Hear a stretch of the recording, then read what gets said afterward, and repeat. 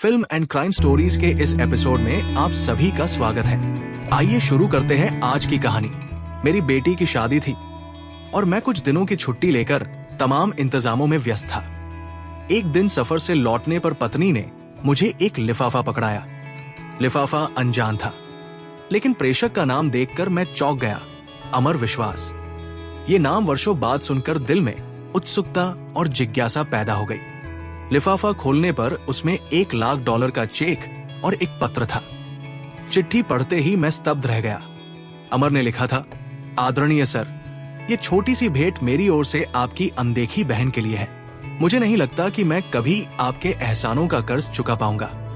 इस पत्र ने मुझे वर्षों पुराने दिनों में खींच लिया। मैं चंडीगढ़ में था जब पहली बार अमर से मुलाकात हुई थी।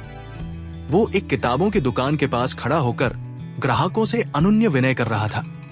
उसकी आंखों में आशा और चेहरे पर आत्मविश्वास था, लेकिन पहनावा साधारण और हालात कमजोर। मैं उससे बात करने लगा। उसने बताया कि वो 10+2 की पढ़ाई कर चुका है और मेडिकल कॉलेज में चयनित हुआ है, लेकिन फीस भरने के लिए उसे 5,000 रुपए चाहिए थे। उसकी बातें सुनकर मैं दुविधा में पड़ गया। दिल ने कहा कि उसकी मदद करनी चाहिए। मैंने उसे पैसे दिए और उसे प्रोत्साहित किया। अमर ने मेरी दी हुई मदद का सही उपयोग किया और मेडिकल में दाखिला लिया। उसने समय समय पर पत्र लिखकर मुझे अपने जीवन की प्रगति के बारे में बताया। मैं उसकी लगन और मेहनत से प्रभावित था। अमर ने अपनी पढ़ाई पूरी की और उच्च शिक्षा के लिए ऑस्ट्रेलिया चला गया।